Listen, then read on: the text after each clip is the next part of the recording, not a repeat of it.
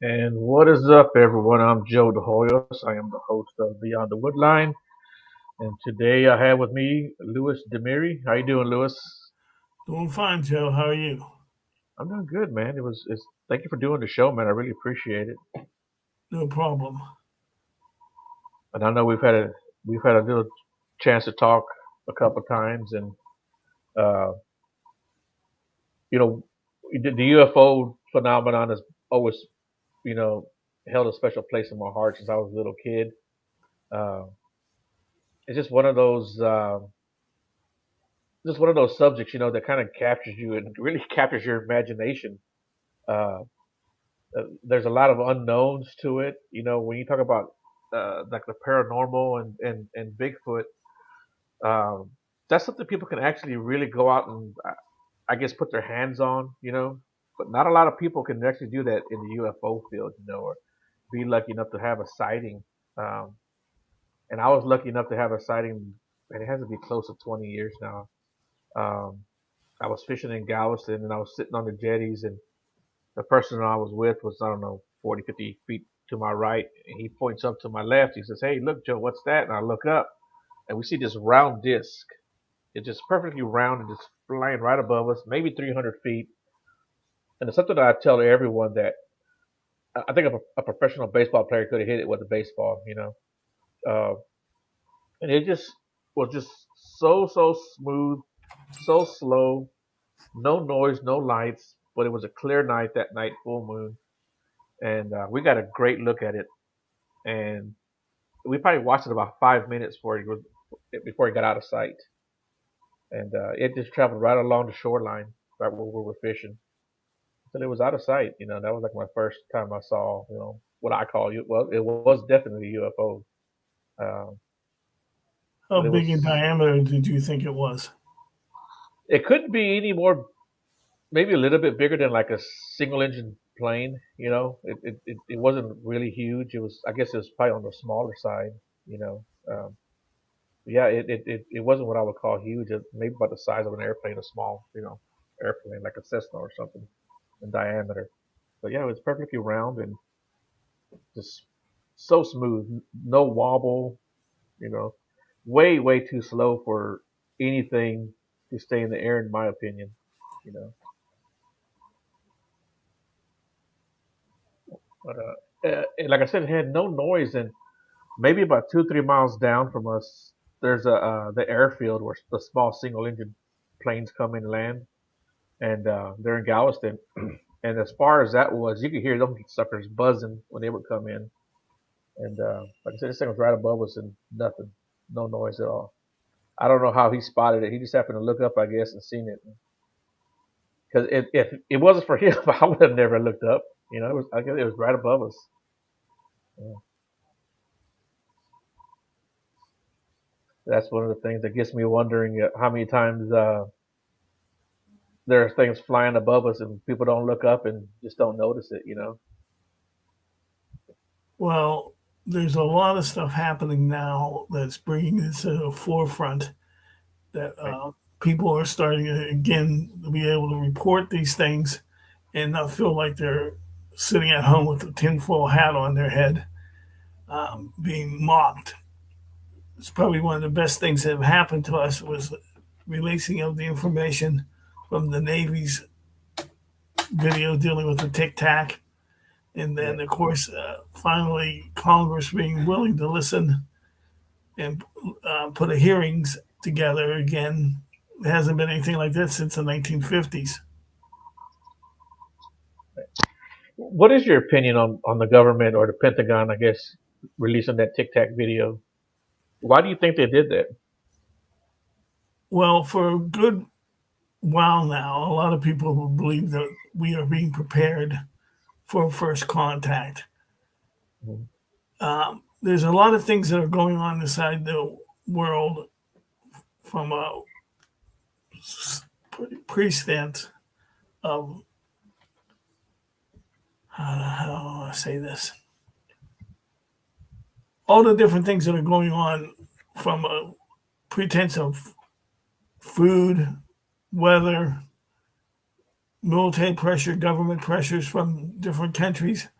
are leading us to a situation that a lot of people feel is going to cause a downfall of governments. And I think a lot of people are feeling that we're going to be approached by these aliens with a way to solve our problems besides war and other things that are going on. So a lot of groups within inside the UFO community are basing their information on that as a release from the government, starting us towards a motion that we are going to be approached by these cultures.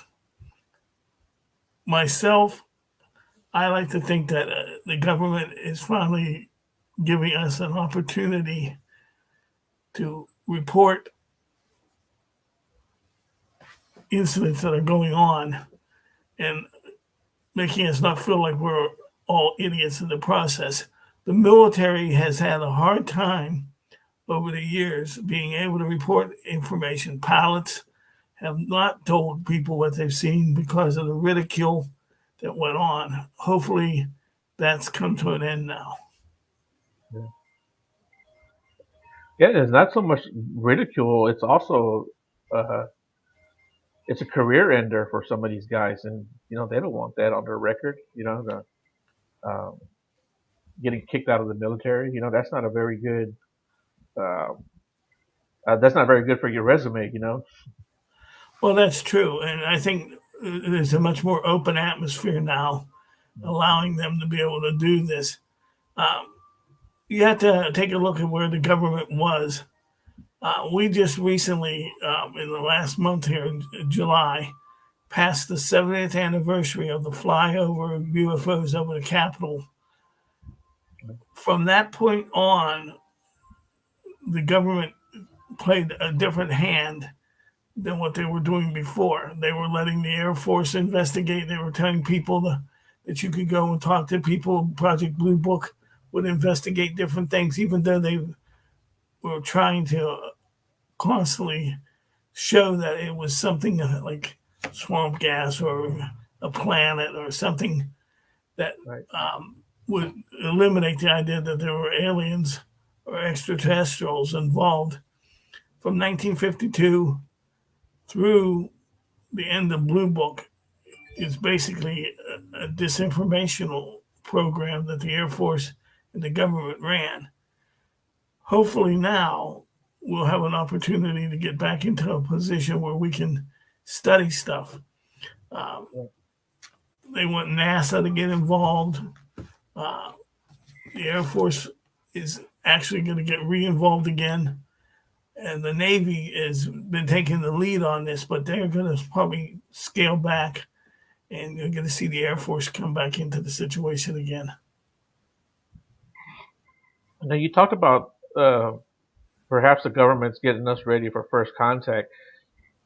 Do you think there's any truth that the governments themselves have already had first contact and have for years? I would think so. There's plenty of evidence in the history books dealing with President Eisenhower and Kennedy. There's a good bit of information that's available dealing with some of the things that he got involved with. And of course, believe it or not, Nixon was very involved in the UFO era. So, yes, I do believe so. There's history information going back as far as late 1930s in Europe. People were seeing things. The government was covering them up. Germans supposedly recovered a craft that crashed into Black Forest Right. somewhere in Italy outside of Milan. There was a downed craft. There's plenty of evidence that shows that information was given to Mussolini and that he, in the process, was trying to keep it secret. So, yeah, I think the government's known for a good while. Yeah, I think so too. I think they have a lot more knowledge than they're going to share with us at the time. Who knows if it'll ever all come out? But I think the Tic Tac video is a good start. I think it's a way to kind of breadcrumb us a little bit, just to get us ready for when they come out with their information. Well, you have organizations like I was telling you a little earlier when I was talking before the show. The Alliance for Extraterrestrial Diplomatic Contact is an organization that is working with the United Nations to set up a permanent diplomatic area so that ET has a place to come and be able to set up a operational base that will work with us. These people have over 200 scientists and politicians working with them. They got $50 million worth of cash available to start building immediately as soon as they can find a country that's willing to give them a diplomatic opportunity they use in their country. So when you see groups like this being put together and the amount of money that they have available and they're working with the United Nations, it gives more credence to the idea that this is something that is going to happen in the near future. And we have to begin to believe that we are ready to be able to accept it. Yeah, that's interesting. I don't know what country wouldn't want this on their soil. To me, it'd be a great thing to have, and especially in terms of dealing with other species from other worlds. Well, several of the South American countries seem to be open to the idea. Yeah. So I think before it's over with, that'll probably be the direction to go. Although there are people inside the United States that would like to have something out in the New Mexico area Hmm. of the U.S. available. Property is available from the government in that area, but negotiations seem to be leaning towards South America right now, from what I understand. Yeah, that seems like a pretty good place as far as a lot of sightings go.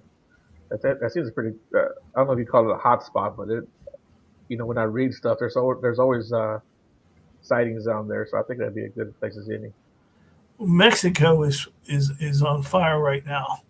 There's a Really. lot of things happening in Mexico. Also, Mexico is finding a lot of artifacts that go back to the Inca and the Maya that have images of extraterrestrial beings, elongated heads, large Right. eyes, even some designed pottery that looks like UFOs. Hmm. And a lot of people have thought that perhaps these were faked, but the latest information coming out of Mexico is that they've been able to prove without a doubt that the artifacts are real and they date back as much as 5,000 years. Wow. Yeah. Yeah, I always find it interesting when like ancient cultures will have pictures or jewelry or pottery, uh, in my opinion, relating to UFOs or different species, and um, because you and I can make that up, right? You and I can make this stuff up because we see it. Uh, and a lot of times these cultures that have never met or dealt with each other have similar looking objects or paintings or carvings or you know pictographs, and I always found that kind of fascinating. Well, one of the things that I find interesting is that they found several different potteries where they have a person sitting on like a stegosaurus,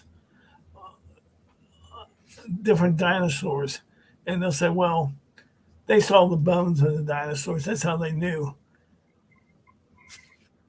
How would they know what they really looked like? Right, We right, have a hard enough time as it is digging up the bones that we find and right. putting together something.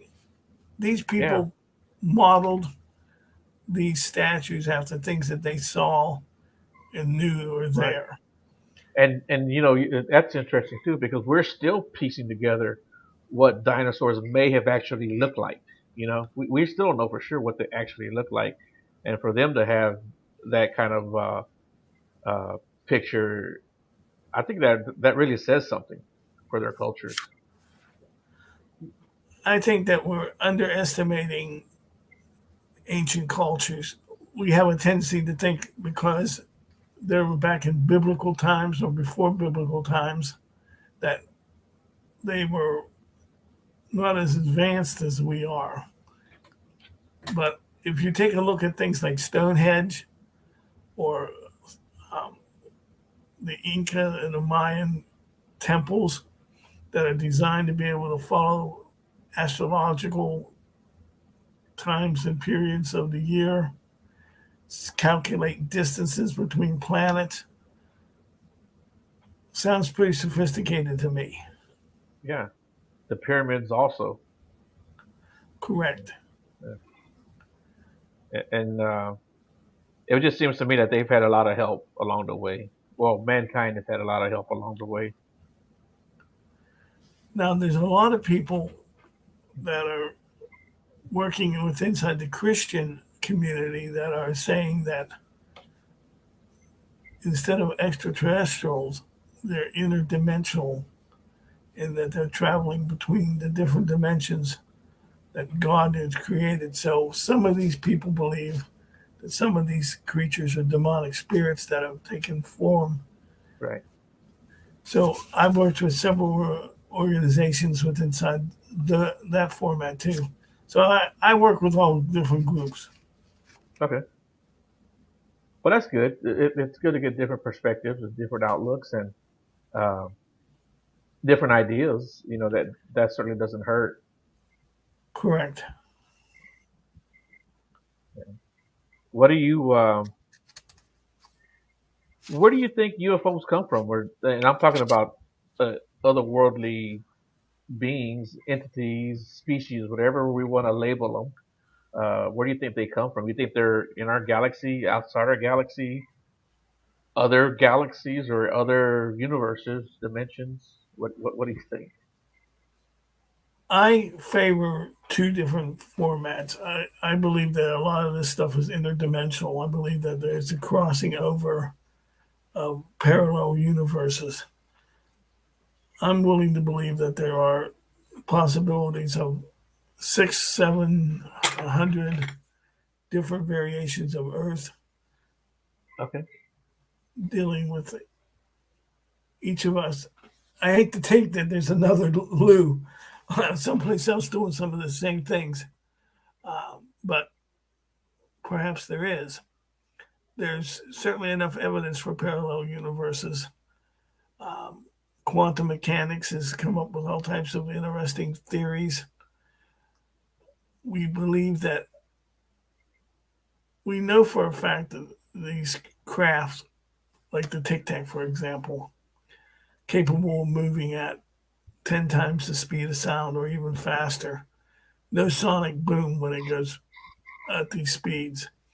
Ability to be able to stop and stay stationary. Ability to be able to travel underwater. This is something that we don't have the ability to do.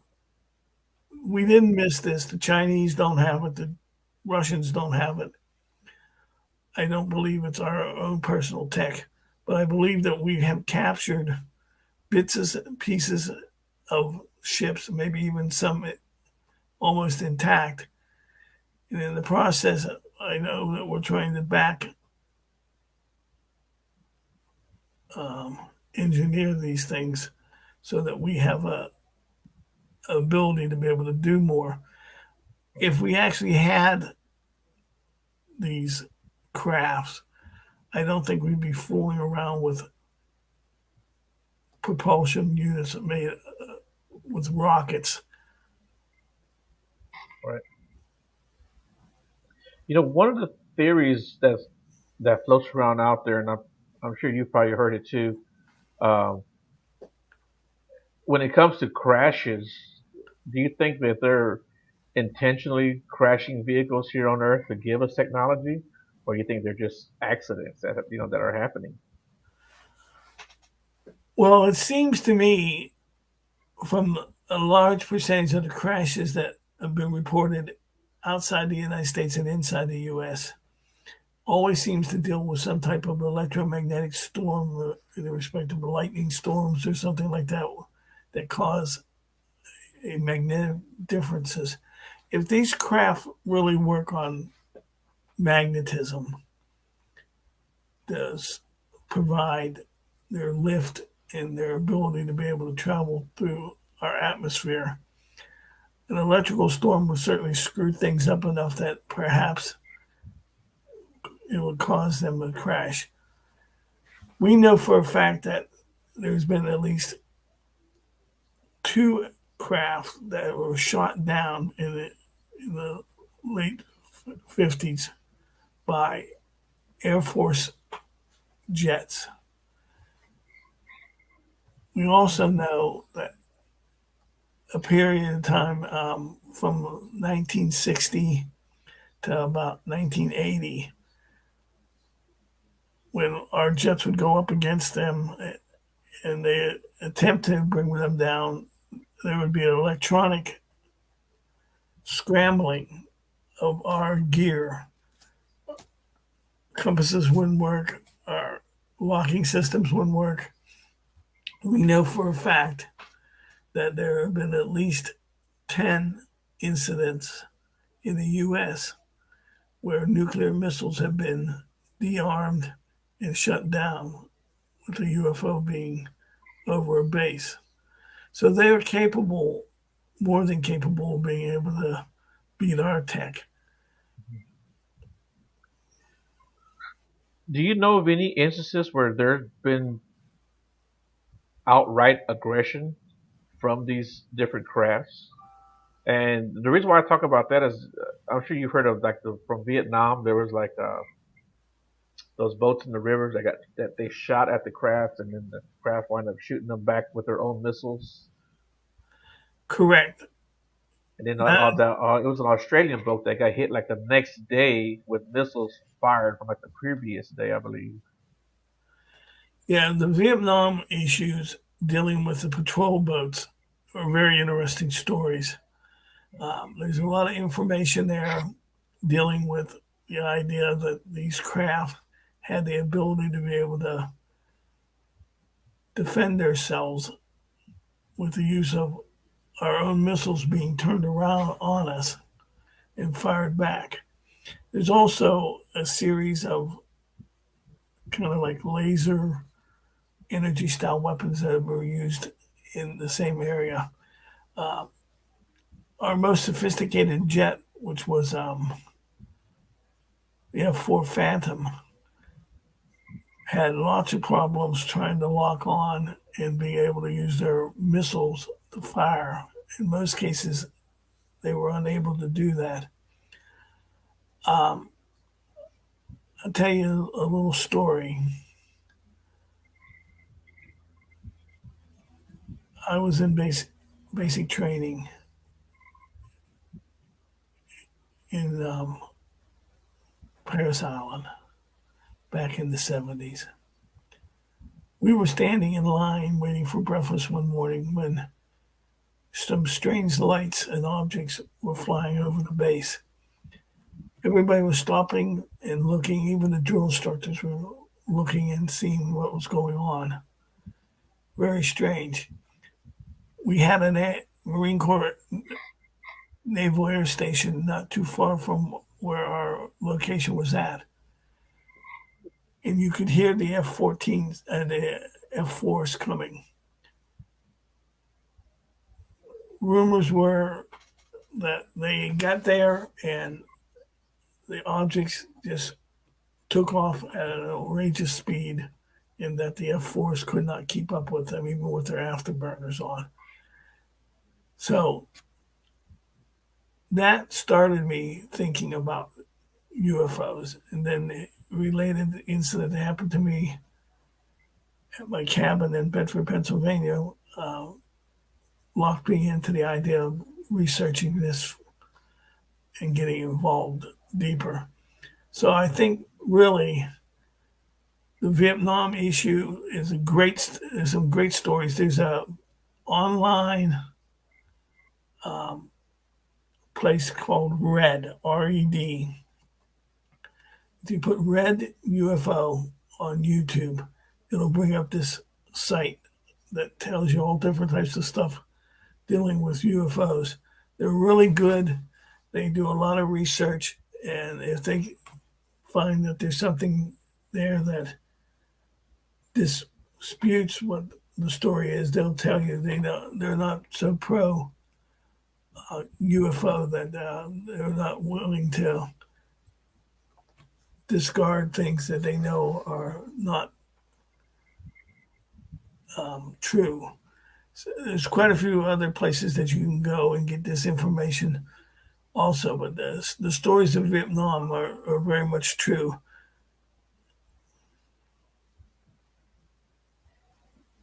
Do you think there are more sightings when there is a conflict?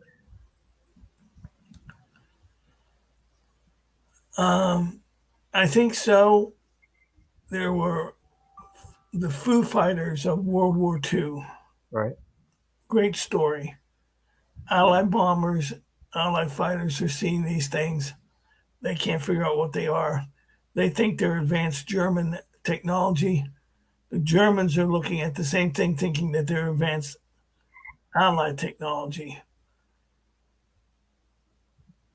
A lot of things during that period of time with the Foo Fighters were like an observation. They were just following you and watching to see what was going on. There were a couple incidents where they were aggressive. I won't say they attacked and it was as they're using weapons, but they get real close to the planes and cause them to change course and go different directions. So big conflict there. Korea, same situation. Vietnam, same situation. Persian Gulf. There's some really interesting UFO stories out of the Persian Gulf during Operation Desert Storm. So I think they like to keep an eye on us. They know we're warlike. We've been killing each other since day one, basically. The human race is in that respect. If these creatures want to make us their friends, I think they would like to know what we're capable of doing, what type of weaponry we have. Is they're capable of turning off our nuclear missiles out of the silos, then they're capable of creating an electromagnetic pulse and take out all of our electronics if they wanted to. Right. Yeah, I kind of think that if they wanted to do us harm, they could have done it a long time ago, and there probably wouldn't have been much we could do about it. Yeah, I think in most cases they're interested in understanding us, but a lot of people in this field also believe that there's a process going on. All these greenhouse gases and things that are going on inside our atmosphere may not be as simple as we think it is in the respect that we're poisoning our own planet. Some people believe that we're in the process of terraforming the planet so that they can have an ability to be able to live here. Mhm. There's a lot of UFO investigators dealing with inductees that talk about hybrid children that have been seen on board ship. We have a lot of people that have become pregnant down to say 6 months of their pregnancy, and then suddenly the baby's gone. Right. They don't know what happened to it. There's a lot of stories like that out there, and you have to be able to discern who's telling you the truth and who isn't. But more research is needed in that area. And there's some really Right. good people out there that are doing research in that area. What's your idea, or what's your thoughts on abduction, and why do they do it? I'm not sure. For a long time, I was in the camp that their planet was dying, Okay. that they were trying to do something to increase their ability to be able to save their own race. I really don't know. It's Mhm. outside of my instinct of research that I do in that area. Right. I have 45 minutes worth of missing time in my life that happened back in the 70s, and I keep trying to convince myself that I should go and get hypnotized and try to find out what happened.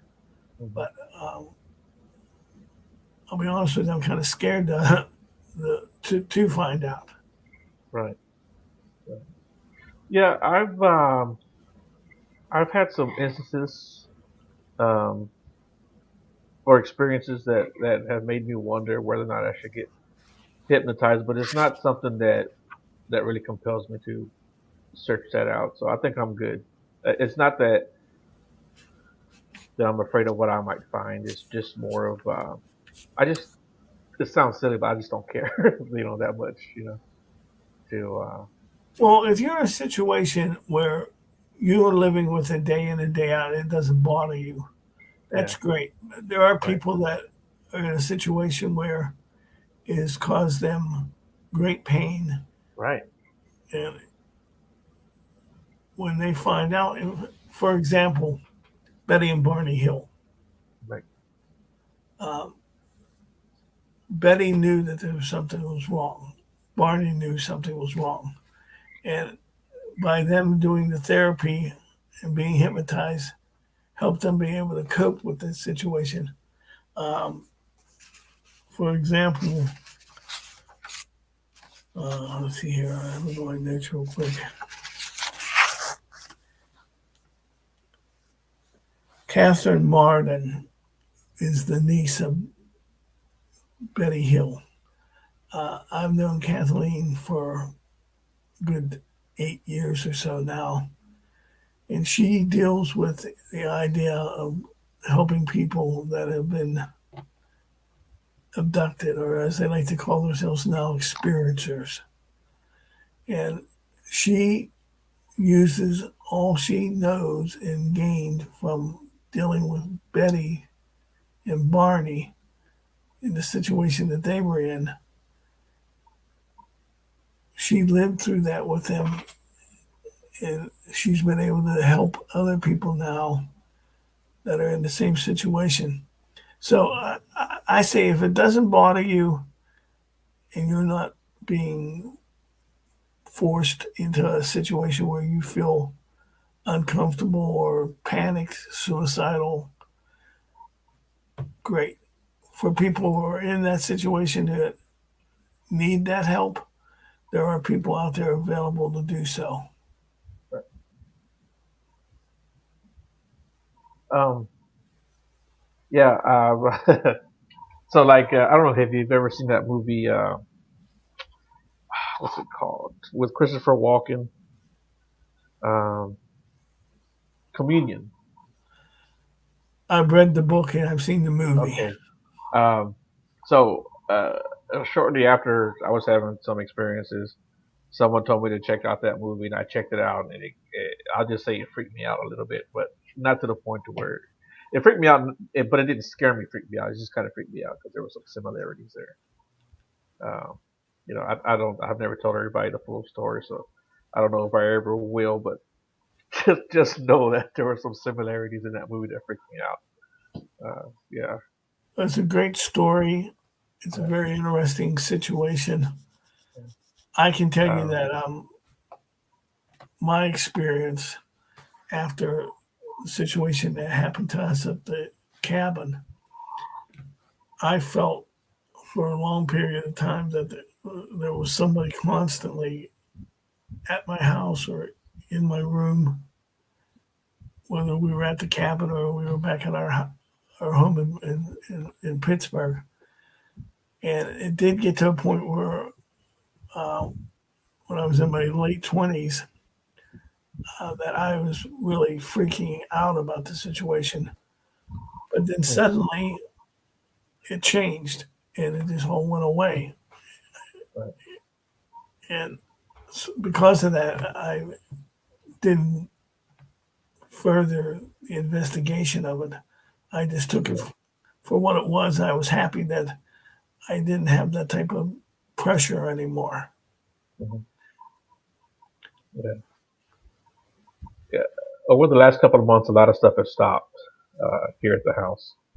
Well, period, not just here, but yeah, a lot of stuff has stopped. But there was one night I woke up and I had like the brightest blue light coming in from my bedroom window from outside that I'd ever seen before. And I saw it and I heard this humming and I just went back to sleep, you know. And there's an empty lot behind my bedroom. And if it had been a car, I would have heard this engine. And it was extremely muddy during that time because I had just tore down that house. It had just rained. Uh, so I don't see a car going back there uh, and making it in and out with no issues. Plus, they had it chained up the gate. But yeah, it was a bright, bright blue light, almost like a welder's light, like a blue.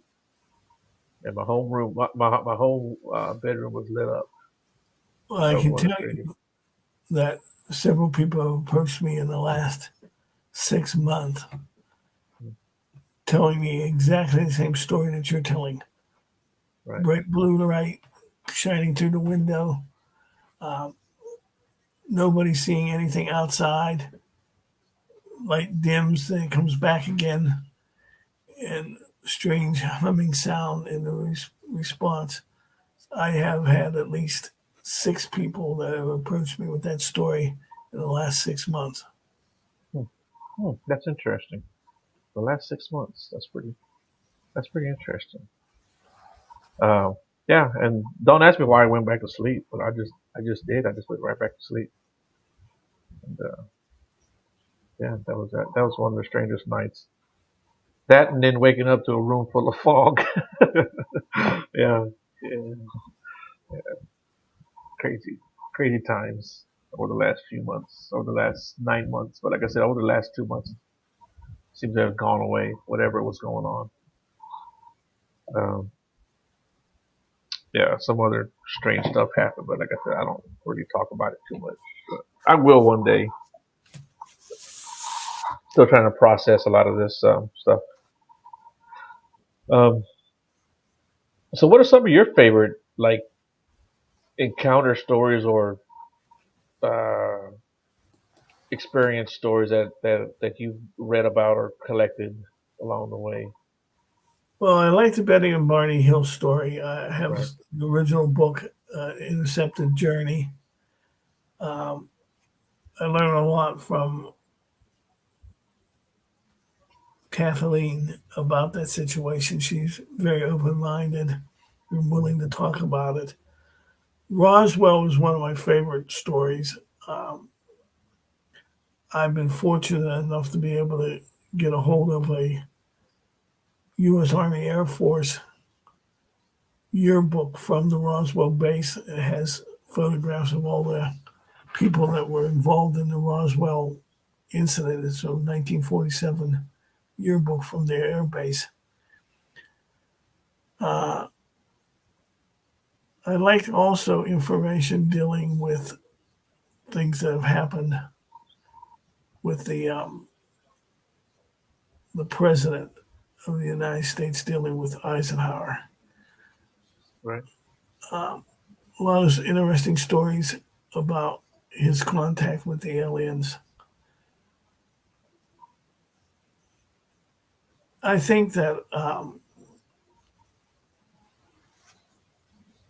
my real basic interest is in things that Dr. Heineck did after he left Blue Book. Well, Heineck was in Blue Book. He was in the process of trying to understand what was going on, but he was also under format of the government's pos- possession of making things sound like there was an answer to everything in the respect of UFOs and people that had experienced it. They tried to mock them.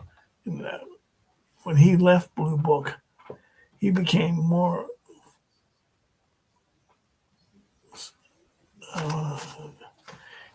focused on what was really going on and what he wanted to be able to do about that. Hmm. His involvement in Close Encounters of the Third Kind with Spielberg. Spielberg was very much into UFOs. He wanted to experience something.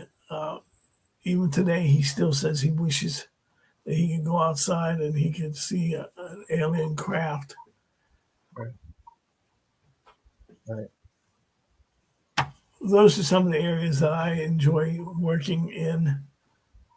I like being able to help people understand what they think they've seen.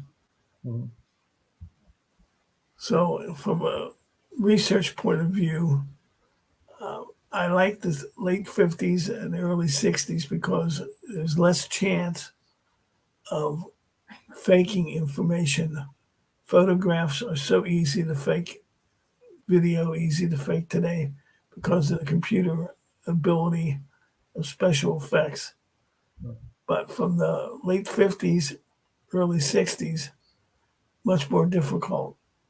A lot of good information, good photographs, but we lose out during that period of time too because we didn't have a lot of the ability to be able to research pieces of metal and stuff that people found. Right. We have much more ability to be able to do that today. So I sit on a fence. I like my history, but I also like the idea of being able to step out into this new brave world that is opening up its ideas again to the idea that there might be something out there that's trying to contact us. Yeah. But like the Cash Landrum case, I'm was sorry. there anything that stuck out to you? And was there anything that stuck out for you in the Cash Landrum case here in Texas in 1980? Well, the situation with those two ladies were they had physical problems. They were radiation sickness. They had a ton of evidence on their car and around them that gave the opportunity for people to understand that they had a real experience. There was a lot of good evidence available from that case. For example, in 1951 in Texas was the Lovett Lights, very much like the Phoenix Lights. They dispatched jets. There were all types of things that happened. There were good recorded evidence that allow you to be able to see what you expected to see in the respect of Parkinson's is giving me a problem with my thought patterns here. Excuse me. Okay.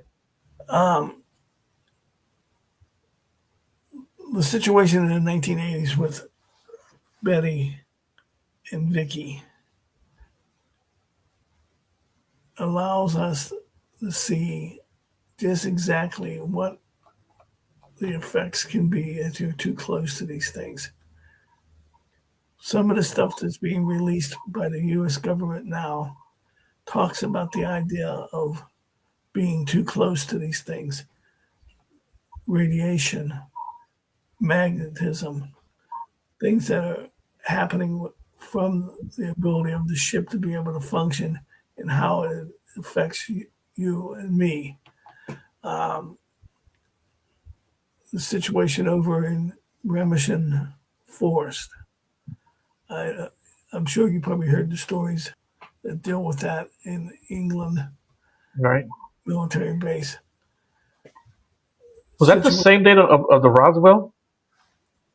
No, Remington was back in I think the late '80s, early '90s. Okay. Situation is there was still craft that landed in the woods, and U.S. military, U.S. military and British military ended up dealing with the situation. There was radiation situation where people were contaminated. Lots of good evidence there in that situation. These poor ladies here um, eventually succumbed to their radiation poisoning that ended up killing them. Right. Right. There's a Um. situation up in Maine. There's a place called UFO Park where they have a situation there where uh, a car was stopped by a UFO as it was going through a covered bridge. And the process of them people being burned, like they were getting a heavy sun burn part of their body from being too close to the ship. Hmm. So all those things give us evidence, medical evidence, things that you can be able to actually document with equipment from hospitals that allow you to be able to document all this information, giving us opportunity to be able to say, this is what's happening. We have good evidence of it. These people aren't making this stuff up. Yeah. Have you paid attention to the Travis Walton case, or have you done any kind of research on that? I know Travis. I've met him on several Okay. different occasions. So you got me thinking about like the radiation stuff. Does he have any kind of symptoms from that? Because I think from what I've heard him say is that he doesn't think he was actually like shot with anything, right? Like they didn't shoot him with a laser or anything, right? That's what he thinks. Yeah, he believes that basically what happened was is that he got a little too close to the ship. There was a reaction from the ship to him, which knocked him down on the ground. He believes that they took him aboard the ship to try to resuscitate him. Okay. The movie that they did, Fire in the Sky, is really a Hollywood variation of the story. There's some truth to it, but there was a lot of stuff that never really happened. Uh, if you go Right. online and look up Travis Walton, he has his own videos that he's put out to try to rectify that story. He believed that he was in the process of being recovered and being helped by these creatures versus in respect that they were trying to harm him. But yeah, he believes that he got too close to the ship and there was a reaction where it was magnetic or whatever, causing him to be thrown to the ground. But he doesn't believe that they were trying to hurt him. Right. And I guess that's a today he doesn't have any kind of like uh, illnesses or any kind of ill Not that effects I'm from that aware day. of. Right. Right. I just talked to him about 2 months ago, and he's in real good condition physically. That's good. So I don't think he has any Yeah, that's problems. good. Although there's a lot of people out there that do have physical problems, have had cancer, have had other things that have happened to them in the process from Right. being involved with being close to a ship. Several stories in the Right. 1950s of police officers that got close to landed ships that ended up contracting cancer, having radiation burns on their bodies. So we do know that getting too close to one of these objects can be dangerous for your health. Right. Right.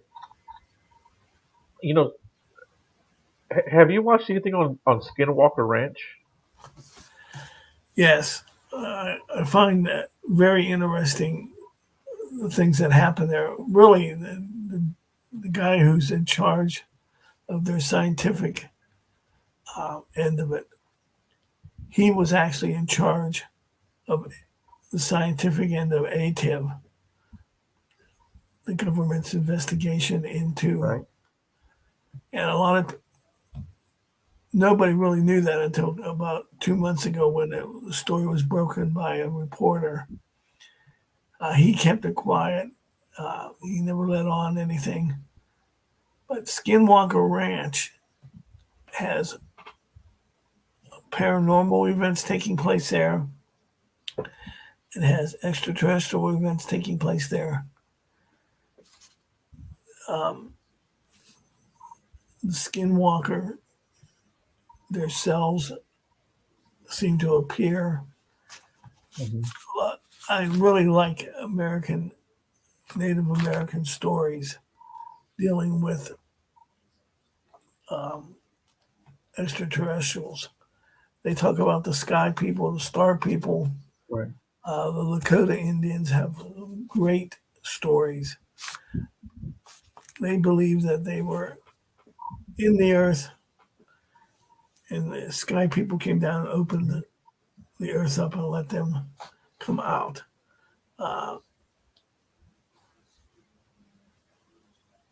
Do Yeah. you believe in a hollow earth?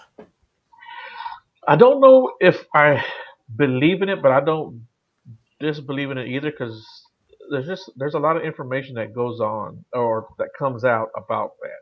You know, I haven't really done too much reading on that, so for me to say that there is or there isn't would be irresponsible, I guess. But um, yeah, I know there's a lot of stories about that, but I just never really looked into it myself.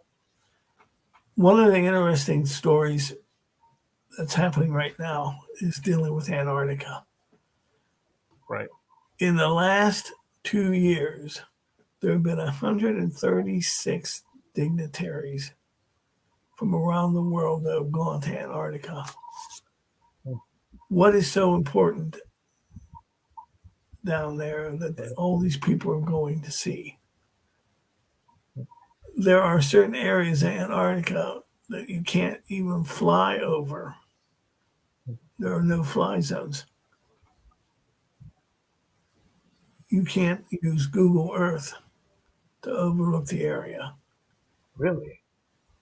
Hmm. Yeah, that's interesting. I never thought about doing that. There Maybe. are certain areas that are off limits even to the military for the flyover. Something's there. We know for a fact that it was not always ice. We know that there are some warm areas there where they have Right. hot water, hot springs. They actually have areas that have some plant growth, and they've found interesting sea life under the area. There are people who believe, from a biblical point of view, that that area may be the area where the fallen angels were cast to. If you deal with the story of the Watchers, Right. Yeah. the Book of Enoch, all those different things, a lot of people believe that these entities are housed there or imprisoned in that area. So the hollow earth situation, is interesting. I believe that there possibly is life, a group of individuals living underground. Right. Admiral Byrd believed that the situation was that a lot of great stories, a lot of them were stories because there's not a lot of evidence to back it up, dealing with Operation High Jump. The situation in 1947 that sent Admiral Byrd and the largest contingency outside of World War II of naval vessels and troops into the Arctic. There's been stories of Nazi bases there, Mm. Nazi UFOs. I think Germany had help in the respect of their technological abilities. They were far advanced of what the Allies were. Right. Their jet planes were far advanced of what the Allies were. And even though I can't prove that they had saucers, I believe that there was a possibility.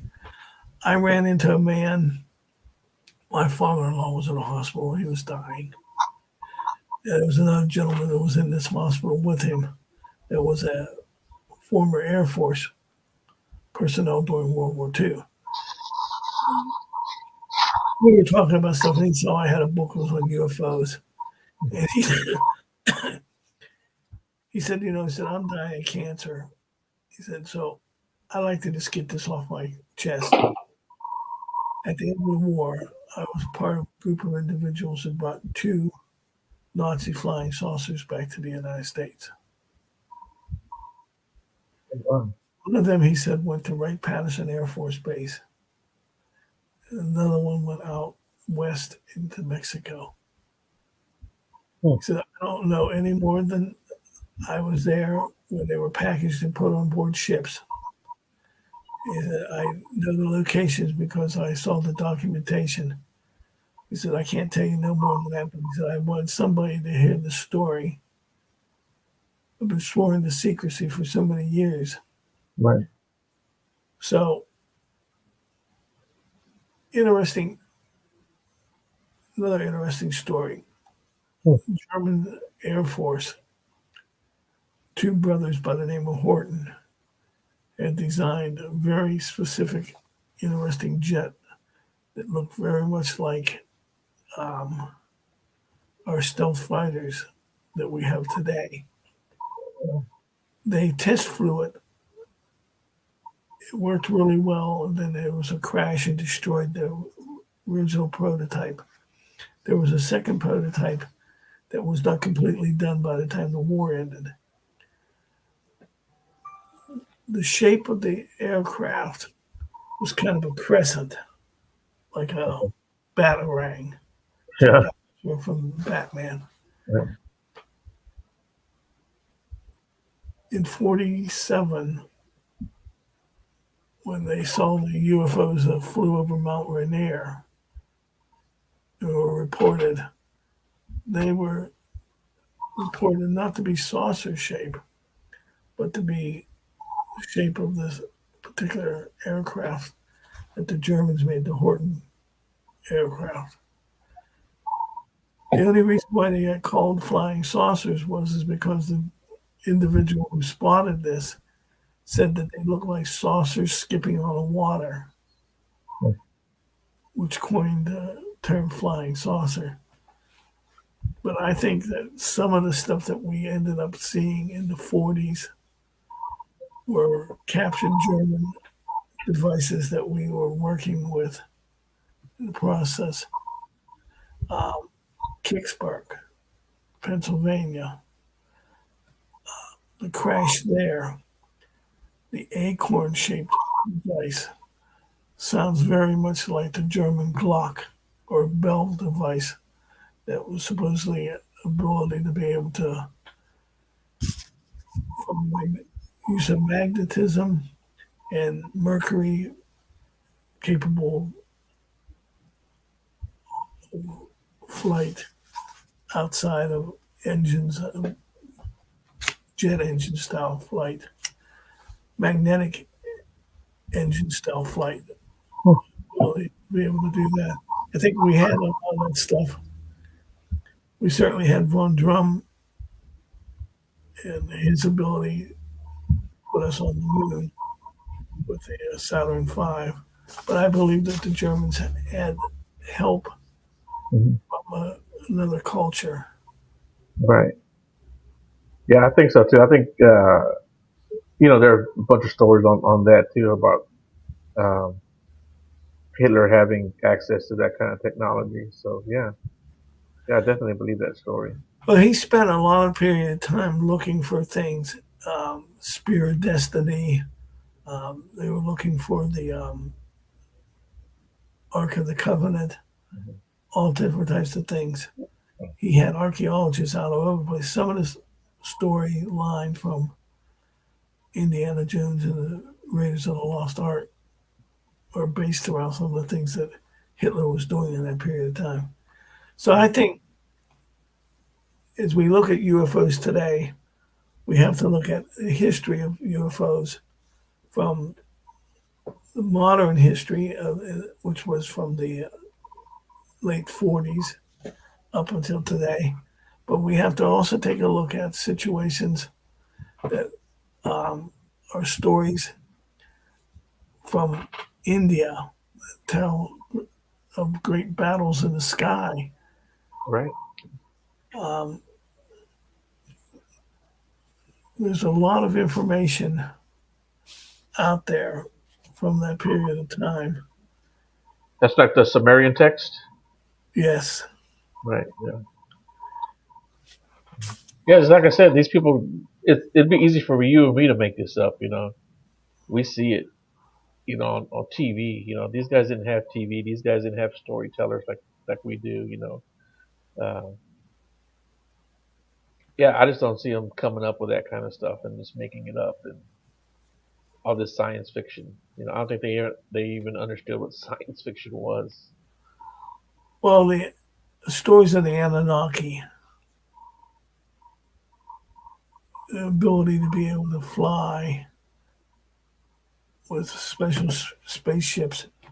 I love the stories that come out of India and Pakistan dealing with, trying to think of the name of, I can't think of the name of the book that this stuff was written in during that period of time. But all types of stories dealing with, even biblical respect, dealing with Sodom and Gomorrah Mhm. is almost like a nuclear strike. Right, right. So they just recently, I was listening to a program tonight that talks about in Africa where they have found a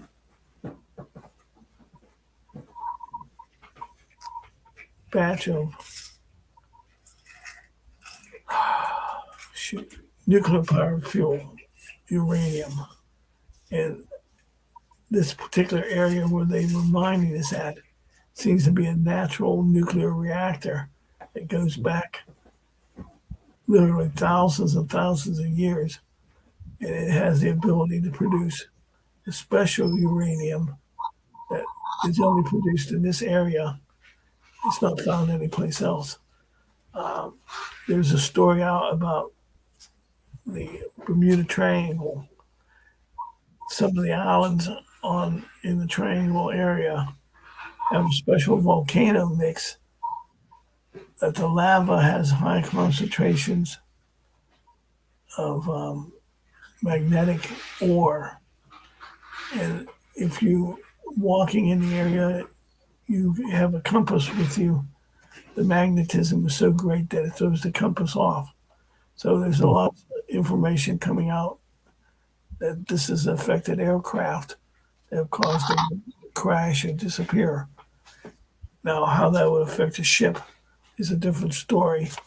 But from an aircraft point of view, a lot of people think that this magnetite lava is so powerful that puts off an electronic field around the area.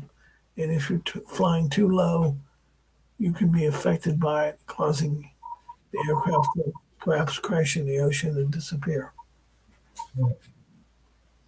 Yeah, and that makes a lot of sense too. I think there's so much out there now that we're dealing with. I love, I would love to be able to go out to Skinwalker Ranch for just a couple days and Hmm. see what I could see. Right. Uh, I've done a lot of investigation in the paranormal, and I love that type of stuff to be able to explore. I have an explorer's mind, even though I'm a little more rattled now since I've developed Parkinson's. Um, So, I still try to do my best to be able to research stuff, mm, continue to dream of being able to find out more information and give people insight. If nothing else, I'd like to educate people and right. I'd like to hear their stories. Well, why don't you give people your Facebook or your email or whatever you want to give, or YouTube? I'm not sure if you're on YouTube or not, but that way people Well, can find you. I'd like them to be able to go to ERC, the number two, the word explore afterwards. That's ERC, the number two, explore.com. And that'll take you to our website where you'll be able to find out more information. If you have a UFO experience, you can log in on our site, give us the information, and one of our um, investigators will get back to you as soon as possible and take your information and try to help you make sense of what you saw. We also have videos, books, reviews, uh, giving you an opportunity to be able to explore what you want to find out. That's what we're there for. So, that again is ERC, the number two, explore.com. I appreciate you having me on tonight. If you ever get hard up again for somebody to interview and you don't have anybody that you can find, feel free to call. I'm always available. Yeah, I definitely want to have you on. There's a lot more we need to talk about that I'd love to pick your brain on. But before I let you go, Big Hill, what do you think? That's what I do. I research Bigfoot. I look for Bigfoot. I'm always interested in hearing other people's opinion. What do you think? Let me tell you, young young teenager fishing up in our cabin in Bedford. Three of us, me and my two buddies, we go up into the woods and we're wandering around and we come up with this strange smell of rotten eggs type smell. There are no birds making any noises. There's no squirrels running around. We're used to hearing a lot of that stuff in the wooded area that we were at. We are walking back down towards the creek and we find two really large footprints, probably 14-inch. Scared the living crap out of us.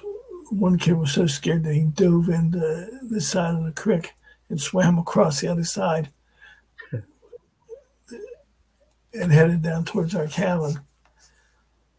We wanted to go back up and we bought some plaster Paris, but the next morning it rained and they were gone. Uh, hmm, Uh, I believe that Sasquatch is most likely part of. I don't think there's a lot of information dealing with UFOs and Sasquatch being seen together. There are a right. lot of people who believe that they are part of a surveillance team that's sent out by the aliens. I don't necessarily believe that. I believe that it's a creature, somewhat human like, that has been able to avoid us for a long period of time. People don't realize how much territory there is out in Oregon, Washington. We're talking about hundreds of thousands square miles of Right. wooded area. You can easily lose an entire group of people in that. Right. I think the interesting thing is that in almost all 50 states there are reports of Sasquatch or something like the Sasquatch in the swamps and the woods. Right. I think it's a fascinating. When I was a young man, I joined an organization from Washington State. It was called the National Bigfoot Foundation, and they provided us with all types of information and booklets that they had, photographs of footprints. I don't doubt anybody who said that they've had an experience. I know for a fact that several people that I've dealt with over the years have had experiences that scared them, Right. but encouraged them to go back out and look again. Have you had an experience yourself? I haven't had a visual, but I've had rocks thrown at me. Have found footprints. Um, Heard vocals. I've heard footsteps. Um, I've got some wood knocks. So I've got a lot of I guess, the peripheral experiences. I just haven't had an actual visual. But Do you have any casting? the only casting I have is a casting that a friend of mine gave me. He found it up in Oklahoma. This is a yeah. This is A 16-inch? yeah, about 16 inches. Yeah, yeah. He found this in Oklahoma, and then I've got a couple of what I think are knuckle prints. I've got a casting in the other room, but it's not a very good casting. You have to see it in person. But I got some knuckle prints, but they're out of reach. But they look like walking on your knuckles. That's what they Right. look. Yeah, I've got a set of four. I've got two, and my friend Walter has the other two. But they went out not too long ago. They actually found more prints. I have found like 8-inch prints and even like a 3-inch print myself. So Well, I yeah, think it's it's a a pretty tough. fascinating Yeah. research to be involved. I have several people that are in the Rooflawn program that I group that I deal with that are also explorers dealing with Sasquatch. So I think it's great. Yeah. Feel free Well, to cool beans. send me Yeah. any information that you want researched in that area or any UFO information you want to research. I'll be more than glad to take the time out to put it together for you and send it out to you. Yes, sir. And if I can help you out in any way too, man, let me know, and I'll definitely do my best for you. And in the meantime, man, feel free to reach out, and I love to have you on the show again too.